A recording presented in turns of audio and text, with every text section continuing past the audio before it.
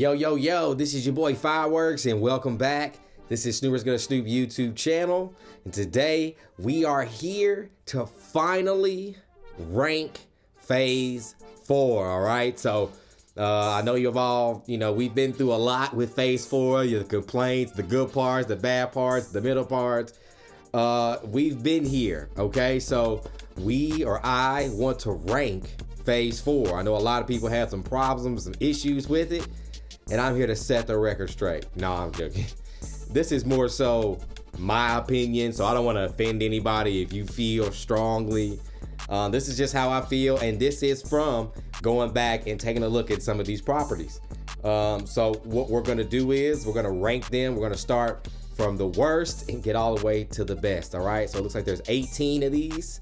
So we're gonna go through them, and I'm gonna tell you, how I feel about it and why I put it where I put it. And then we're gonna move on to the next one, all right? So before we get into this ranking video, make sure you guys leaving a thumbs up. Make sure you guys leaving a like. If you're new here to the channel, make sure that you guys are hitting subscribe and tapping that notification bell so when we or I do a video just like this, you all will get it first, okay? So again, we are ranking Marvel's Phase 4. I'm Fireworks. This is Snooper's Gonna Snoop YouTube channel.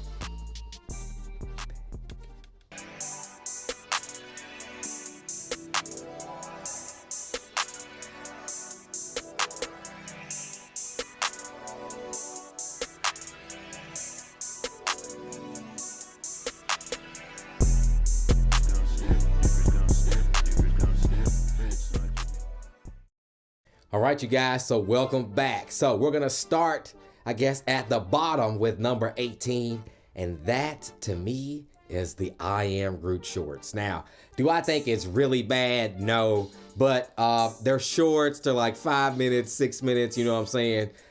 They're still really good, you know what I'm saying? But I don't think that they're better than some of the shows and movies that we got in the rest of Phase 4. So I have my I Am Groot shorts at the bottom, okay? So after that, this is number 17, all right? So number 17 for me will have to be What If. Now, I'm someone who really enjoyed the animated stuff that Marvel had to offer.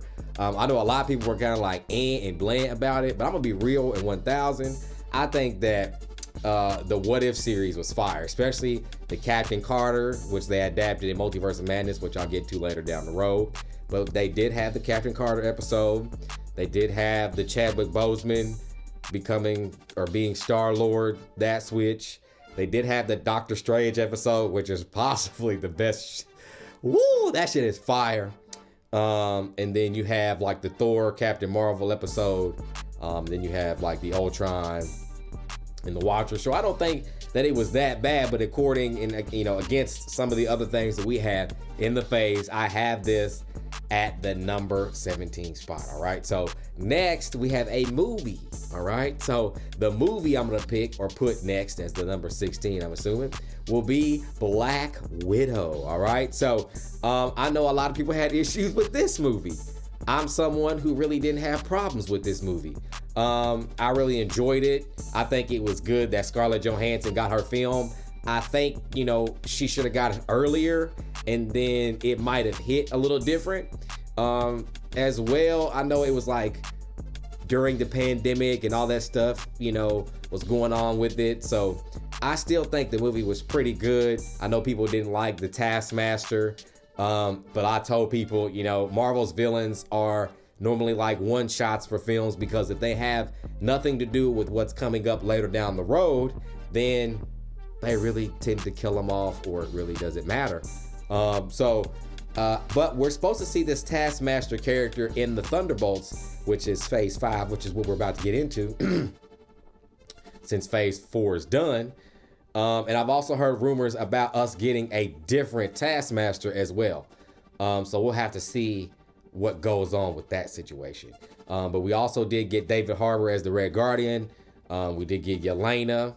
And of course we had Scarlett Johansson playing Black Widow, which I thought the movie was fire. And in the context, some of these things do connect to the shows. So it'll be interesting to take a look and see what's going on with that. All right, so my number 15 will be the Guardians of the Galaxy Holiday Special. All right, so I really love the Guardians of the Galaxy Holiday Special. It kind of came towards the end, or was in a sense the end of Phase 4, even though Wakanda Forever was. The last thing that we got was the Marvel Guardians of the Galaxy Holiday Special. I thought that the Guardians of the Galaxy Holiday Special was awesome, featuring Kevin Bacon, and it focused more so on Mantis and Drax, a couple characters that really hadn't had the telescope put on them as much as the others. And you did have them interacting with Kevin Bacon, which I thought, was dope. It was fun. It was great for the holiday season. And they also brought Quill Christmas, which was kind of attached in a sense to some of the things that happened in the first 2 Guardians movies, which I thought, was dope. You had to pay attention to catch the little tidbits and connections and things like that. But I thought it was dope. So I had the Guardians of the Galaxy Holiday Special at the number, I think that's 15 spot. All right. So next we have She-Hulk. All right. So I know a lot of people had issues with She-Hulk. But for me, I think it was an awesome comic book show. I've been someone who hadn't looked at a lot of She-Hulk material, but when you look at her material, it resembles this TV show a lot, about a lot of things that are happening, especially with Titania, things just popping off, jumping off. It looks like a really good comic book show to me. You know what I'm saying? I know a lot of people are like, I wish that we had more from She-Hulk and they wanted her more in the courtroom and things like that. But this was kind of like, an origin. They should have went some other directions and done some other things with this character alongside this show. But it'll be interesting to see what comes of it. That finale was an interesting finale. Might have been one of my favorite finales out of Phase 4. But at the same time, it had Matt Murdock, coming in, showing us the red and yellow suit. And that was really kind of his first time in the MCU, or being in the MCU in the suit, because he was in No Way Home. But yeah, I have She-Hulk at that spot. So that was 14. So it looks like at the number 13 spot, we have Thor, Love and Thunder. So here we go. I know a lot of people are gonna speak on the Thor movie, but of course they had Christian Bale playing Gore the God Butcher. And you had Chris, Hemsworth reprising his role as Thor. You also had the Valkyrie character, Korg. And then you had Jane Foster, who became Mighty Thor. And they went with the cancer story, with that movie. And then they had Gore the God Butcher in that movie. I know a lot of people didn't like the way that they went with it, but I think that we got some good things out of that movie. And I know a lot of people were really hard on Thor, Love and Thunder. But for me, it's Thor's, 5th movie? 4th movie? He's not somebody that is in the forefront of the MCU right now, because they're trying to bring in new characters and other things like that. But it did set up, in a sense, for him to fight Hercules in another movie or in some form of fashion down the road. So that'll be interesting to see if that happens. Who knows? I know some people might have heard the news about Chris Hemsworth taking a break from acting because of health reasons, but who knows? We might get it, we might not. So that was, I guess, the number 13. So at the number 12 spot, we have Hawkeye. All right, so that introduced us to the beautiful Kate Bishop.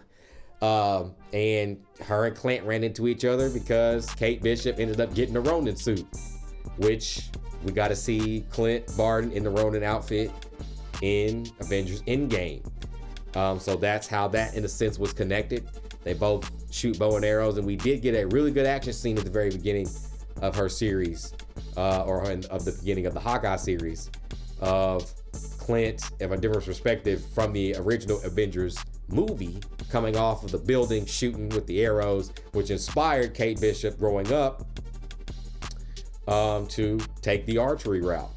They end up meeting up, and down the road, they end up running into Echo, and then they end up even running into the Kingpin that is from the Netflix Daredevil series. So in a sense, I thought that was a pretty good show. I still wanted the Spider-Man connection somehow, not a cameo, but a connection or something. But that's just me being silly. But I think Hawkeye was a really, really fun show. Do I think it was the greatest? No. But I think that it has its moments, especially like the car chase where they ended up using the PIM particles on the arrow, which made it gigantic, which was awesome to see. So that's the number, I think, 12 spot. All right. So next up, we got Werewolf by Night. All right. So we got introduced to Jack Russell and the Man-Thing, which is a different realm. And the first time we kind of got into that really supernatural realm of Marvel, which, you know, I heard that's coming up down the road, maybe phase 5 or phase 6 with like Midnight Suns, which, you know, would include Ghost Rider, Blade, you know, maybe Wanda, or the Scarlet Witch, things like that. They're more in the supernatural realm, which would be really interesting to see. But anyway, I think that the Werewolf by Night special was awesome. It came right at a point in time where I think a lot of Marvel fans felt like that's what we needed. I'm someone who enjoyed phase 4, so I was excited to get all this material. But I think that the Werewolf by Night was done awesome. It was black and white. I think it had Elsa Bloodstone in it as well. And it introduced us to a world and a place where, you know, we just haven't been as far as the Marvel Cinematic Universe. I think it did a good job of kind of bringing like a scary, eerie feel. And I think it did a good job showcasing the werewolf character from the comic book. You all let me know how y'all feel. Now that we're up to, I think that was number 11. Yeah, that was 11. Okay, so y'all let me know how you feel, because now we're at the top 10. Okay, this is the top 10. So, number 10, we have Moon Knight. All right, so I'm someone who really, really enjoyed Moon Knight, especially since they took the route away from doing like the billionaire philanthropist. You know, he's like a millionaire. He's just playboy, you know, which is a lot of people like to compare Batman and Moon Knight. And I think the comparison is more so like Black Panther and Batman, but that's another story. The route taken dealing with the DID, I think that was a fire ass way to showcase a character away from the way people assumed it was going to be. I think Oscar Isaac played the character pretty well. The CGI for Moon Knight looked really good, and he showcased what we had, like the actual Moon Knight suit with the cape, and then we also saw him in like the mask with kind of like the tuxedo vest. We saw that suit, which I thought was dope. And we also got to see, I forget the girl's name, but she turned into like the, I forget what he called, the scarab or whatever, with the wings, which I thought was fire. And you had Ethan Hawke in there playing like an evil afterlife-esque character. And they all had different avatars. I think Moon Knight just brought a whole different ball game to the table. And as well, it showed us more of an astral plane or an Egyptian plane of the afterlife, of what they went through and stuff like that, which I thought was fire.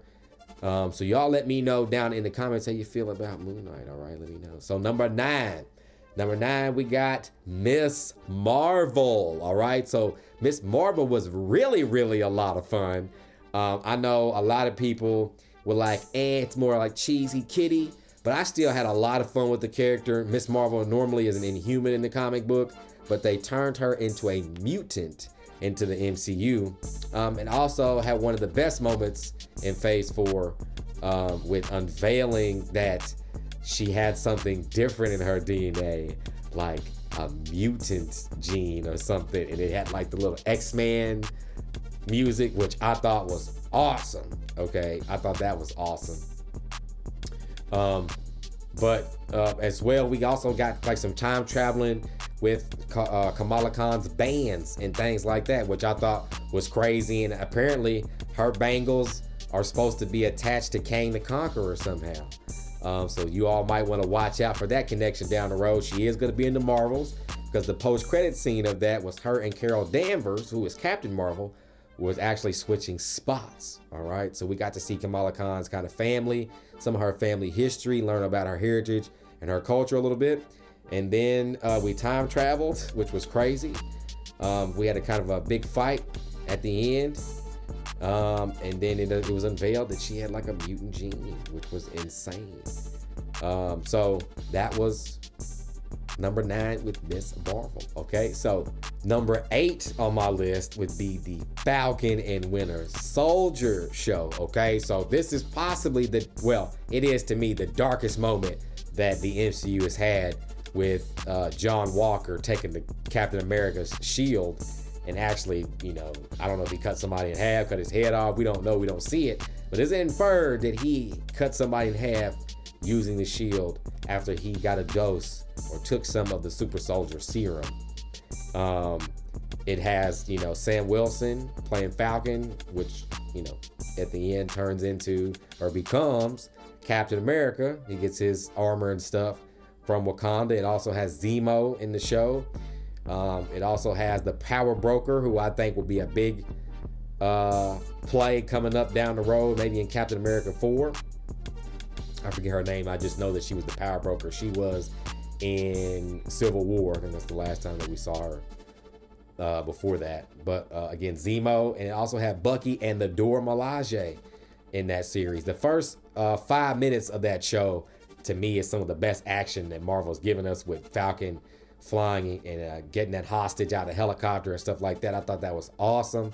And then him in the suit, him unveiling the suit, him kind of dealing with, being an Avenger or dealing with what happened after the blip, which was the point of Phase 4, which I thought was awesome. So yeah, that was my take on the Falcon and Winter Soldier and why I got it at the number 8 spot. All right, so at the number 7 spot, we're gonna do Multiverse of Madness. Now, Multiverse of Madness was big, kinda. It was more big on hype than it was the actual film. I really enjoy Multiverse of Madness away from the hype. A lot of people say that they gave Sam Raimi too much. They let him do or give him too much freedom. I think it was awesome. I think that the Scarlet Witch, post WandaVision, was dope. I think Doctor Strange also showed off. They had like the demon cloak, him being a zombie with the demon cloak. That shit was fire. Probably the best scene in the whole shit was the musical fight between him and Sinister Strange. I think America Chavez is dope. I think that you get to see some connection between the What If Strange and this Strange, him wanting Christine a little bit. And you did get to see the Illuminati in another universe. And you did get to see, Reed Richards. We got to see a different Captain America. We did get to see Captain Carter, who was in What If. She was a part of the Illuminati. Black Bolt, who was an Inhuman, who was taken from the ABC show that they just put him in there, and he was played by the original actor. And then the big one was Professor X, played by Patrick Stewart. But he played the animated series Professor X, so he had the yellow chair, which that was awesome. But Wanda pretty much went through the Illuminati, which was crazy, especially the Black Bolt death. That was insane. But I think Multiverse of Madness, bro, is just one of Marvel's just greatest entertaining films. It's really entertaining. You know what I'm saying? Like, it's one of those movies, it's like, not like Infinity War, but it's like Civil War level, Age of Ultron level. It's really entertaining. And I think that, man, it's a wild ride. It's one of the first real big multiversal movies. We really didn't jump multiverses and go through a bunch, but we flew by them. You know what I'm saying? So I thought that was dope. And kind of gave us a tease of what's to come, because his post-credit scene had Clea coming out and telling Doctor Strange he's created an incursion, which we learn about in Multiverse of Madness itself. So yes, that was the number 7. All right, so now we're gonna go number 6. All right, so the number 6 on my list is the Eternals movie. All right, so I'm someone off the bat love the Eternals, especially when we got Celestials. Okay, when I was in the theaters, bruh, I was at like a LFX theater, which is like a laser joint, and it has like the Dolby surround sound 360. Bruh, when I saw Ursham, I sunk into my seat because he was huge. It was dope how he was depicted on screen as how big. Because I was wondering, bruh, how could they get a Galactus-esque character or Celestial, someone that's big as a galaxy, how could they portray that kind of live action? And I think they did a great job. I love the Eternals movie, what it represents, kind of shows what's been going on through time. And I think that movie will come down to connect a lot of stuff, especially with Captain America 4 and the Thunderbolts movie. Apparently, there's a line in that movie where Cersei says that she can turn rock into metal, which apparently means that she turns or ends up turning Tiamat into adamantium, which is a big play for phase 6 and 7 or 7 and 8, because mutants are on the way, which would be, pre-Weapon X, what could be, setting up for Wolverine, you know what I'm saying? So I really, really enjoy the Eternals, the characters. We got like I think his name was Icarus, who was like the Superman type character, which looked great. I think my favorite was the speedster. I can't remember her name, but we also got Deviants in that, which was a weird play and dope thing. And Black Knight was also, in a sense, unveiled in that as well. So apparently that Eternals 2 is supposed to be Ursham coming back to Earth and judging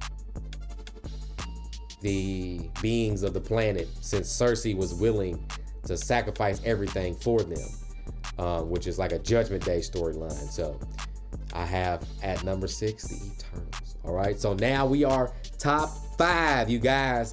This is top 5 phase 4. Okay, so here we go. Top 5, Wakanda Forever. Okay, so I'm gonna tell you something right now, bruh. Wakanda Forever is probably like second the most emotional I've ever been in a movie. I was emotional during Avengers Endgame at the end. It was really tough, and they kept piling it on you. That's the thing that sucked about it.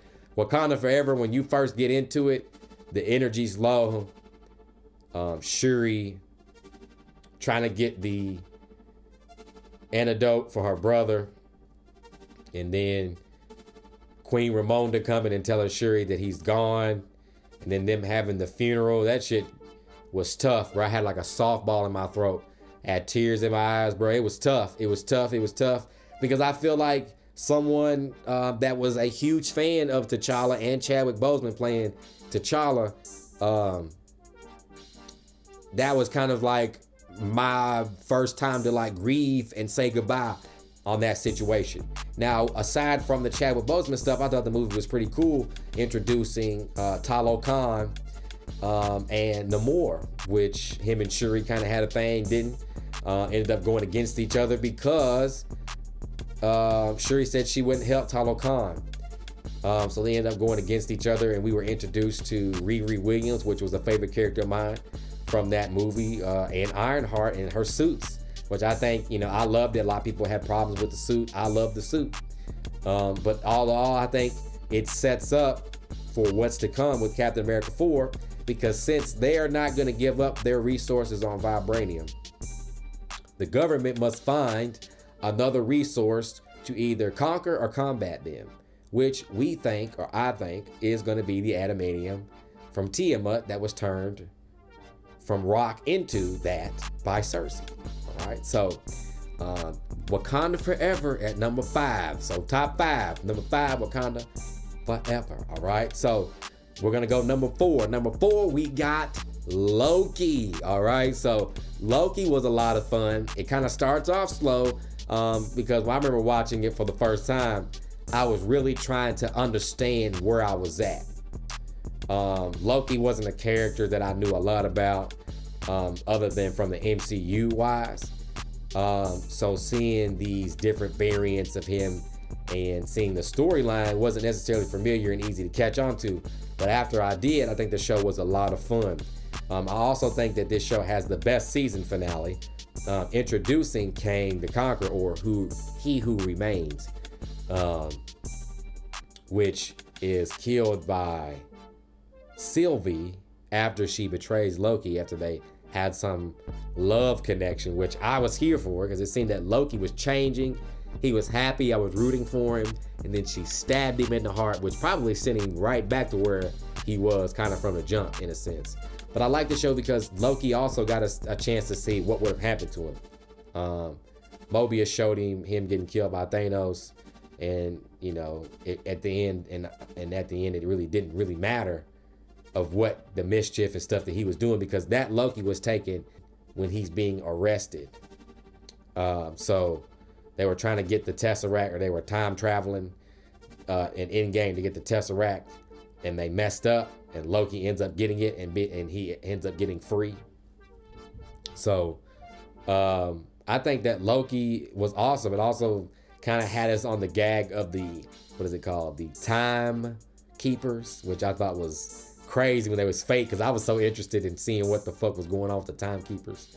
But it's crazy that they were just fucking animatronics. But yeah, so that was my number 4, which was a Loki. All right, so now we are top 3, you guys. Top 3. So at number 3, I have Shang-Chi. So I'm gonna tell you right now, when they unveiled this at Comic-Con, my Dizzy was like, Multiverse of Madness. Oh my God, right?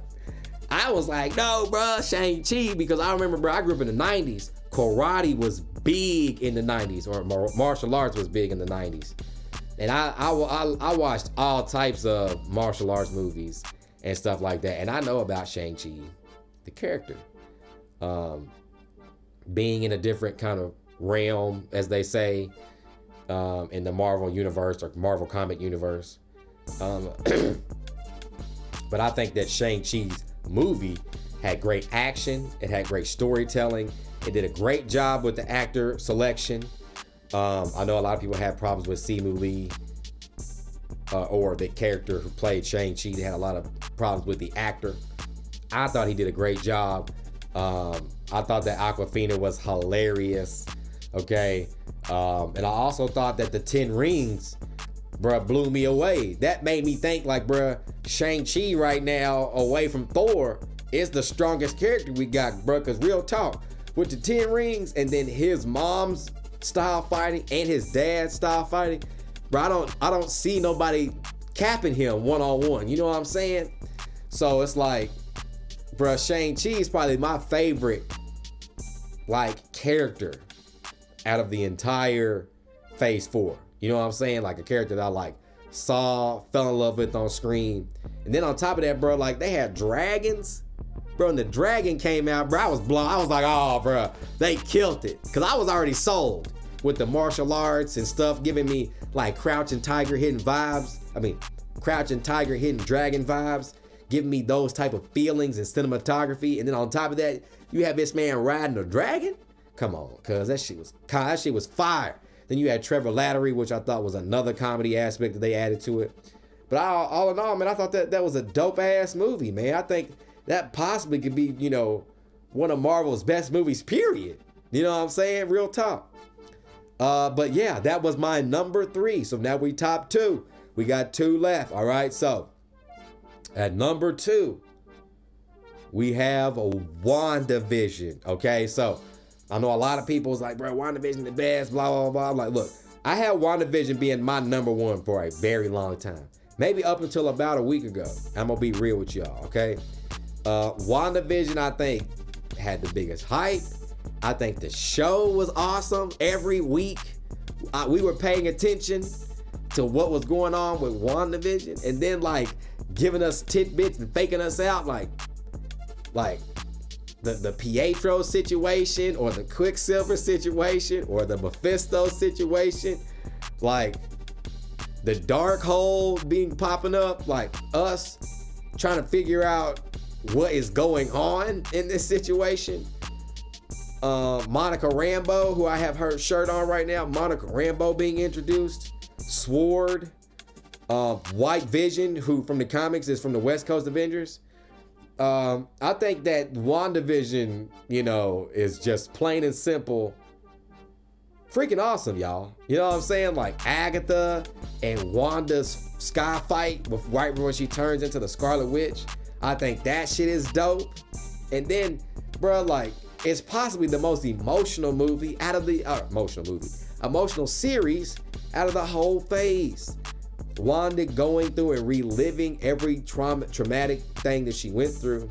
Her and Vision's love, the kids. Bro, I had tears in my eyes watching that shit, especially like the last 15 minutes of WandaVision. It's emotional, bro. Like big, deep emotional. You know what I'm saying? I think Elizabeth Olsen did an amazing job. And she does an amazing job playing Wanda. And then she did an amazing job in Multiverse of Madness, which was basically the part 2 to WandaVision. If you had to be there, bro. Real talk. You had to be there. I think WandaVision is awesome. So that was number 2. So now, at the top of the list, you guys, this is the top of the list. It is Spider-Man No Way Home, bro. We're talking about probably the best Spider-Man movie ever. Like, ever. I know a lot of people, my favorite Spider-Man movie is Spider-Man 2. I think that this might be my second favorite. But, bruh, you're talking about bringing in 5 or 6 villains from 2 different stories. Or 3 different stories. 2 different stories. You're bringing 2 variants as of the MCU's dialogue or definition. But you're bringing in 2 variants of a Spider-Man that we know, which was the Andrew Garfield and the Tobey Maguire Spider-Man, to fight Doc Ock, Green Goblin, Sandman, and Electro. And then you had Doctor Strange featured in the movie. Come on, y'all. That movie was possibly and the thing about it is, it's like people say, like, bruh, it's a Sony movie. Yeah, technically it's a Sony movie, but it took Marvel's finagling, structure, and business to get it done. If you think that Sony could have done that alone, you're crazy. Okay, hence you can see what they've done with the rest of this stuff. But we're gonna see what they have to offer post-pandemic. But I think that Spider-Man No Way Home has emotional connection with, losing Aunt May. Him and Toby having that connection. Same thing with him losing his Uncle Ben with Andrew Garfield, and also losing his MJ. I think that the movie is just an iconic pillar in superhero movies. I think it's like Spider-Man Endgame. It's like, bruh, I'm still at awe of how they pulled it off. You know what I'm saying? Like, they really pulled it off. Like, we heard rumors and stuff like that, but like, for me, it really didn't sink in until I saw it in theaters. When I saw it in theaters, that's when I realized, bro, like, they really pulled this off. So I think that Spider-Man No Way Home is the best movie of Marvel's Phase 4, okay? So you all let me know down in the comments how you all feel about my ranking of the Marvel Phase 4. I know some people is probably gonna have a lot to say, but don't kill me, all right? So before I get out of here, make sure you guys leave a thumbs up. Make sure you guys leave a like. If you're new here to the channel, make sure you guys are hitting subscribe and tap that notification bell so when I do a video just like this, you all will get it first, okay? So make sure you all are staying tuned to the channel because we have more content on the way, all right? I'm Fireworks. This is Snoomer's Gonna Snoop YouTube channel. And we out.